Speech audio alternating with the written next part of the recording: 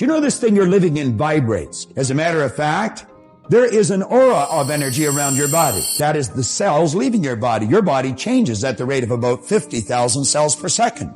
And as the cells leave the body, new ones are created. And you know, as the image in a person's mind changes, the vibration of their body changes, and the density and the color of this energy changes, and changes dramatically.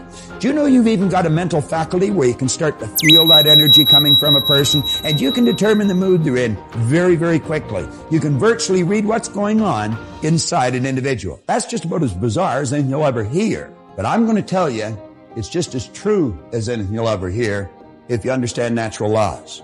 And what I'm talking about is moving your mind into a higher vibration, developing a higher consciousness, and you can literally attract all the good that you want. You see, money is literally attracted to us, or it's repelled. Decide exactly what you want. You're going to have thoughts come to your mind of why you can't get it. You have the ability in your conscious mind to reject that idea, kick it out of your mind. Thinking of why you can't do something is never going to do you any good. And keep thinking until you start to think of thoughts of how you can do it. You can think negative or you can think positive, but you can't think both at the same time. And we have to train our mind to think or look for the positive or the good in things. There's good in everything. As the thought energy flows into our mind, we decide what we're going to think. Person's out at work, they can decide to think I can't find a job, or they can decide to think I can. If they're thinking I'm going to find one, then they'll start attracting a train of thought to them, figuring out how to find it. Consider this for a moment. When you think in pictures. Think of where you work or go to school, and bang, bang, bang, just like that, the picture changes. We literally think in pictures. Now I'm going to suggest that you think of your mind. Now, when most people think of their mind, they get an image of the brain. Your brain is comprised of hundreds of thousands of cells. Into these cells, we impregnate pictures or images.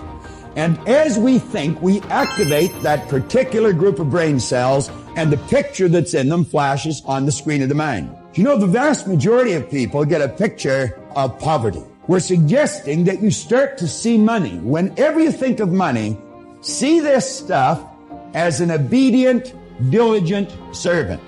You're the master, it's the servant. And don't ever get that equation reversed. Thought waves are cosmic waves that penetrate all time and all space.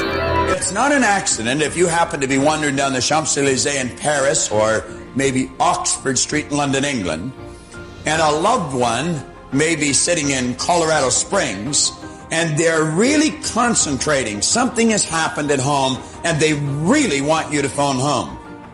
All of a sudden, you get a feeling you should phone home. Now, what did we say feeling was? Vibration. Their thought waves are in resonance or in harmonious vibration on the same frequency as certain cells in your brain. And as that thought wave of theirs strikes your brain cells, it sets up a vibration in you. You call that a feeling. You've got a feeling you should phone home. And you phone and they'll say, oh, thank goodness you phoned. We've been wanting to talk to you. Do you think that's an accident? You don't know how much future you've got. But what's gone is gone. It's in the past. And to spend your time focusing on the past is to spend the only thing that you've got, and that's what's right here, right now. Because the sand never stops running. This is all we've got. And to spend your time now thinking of what happened there is making absolute certain that the future is going to be the same as the past. All you got is now. You're going to program your subconscious mind to put your body in a totally relaxed vibration, because you're going to find that your head is aching because of the things that you're not letting go of. And it's causing tension, and it's causing an abnormal state of vibration of the cells in the brain, which causes the blood to rush to the head. And as you put yourself in a totally relaxed state, you'll soon become programmed to relax. Decide what you want, write it on a card, carry the card in your pocket, and read it as often as possible every day. I found if you write a lie on a card and you read it often enough, you're going to start to believe it. Your belief will actually create the fact. And I found that it doesn't matter what's happened in the past. You may not have a colorful background, and maybe you have. You may not have a lot of formal education, and maybe you have.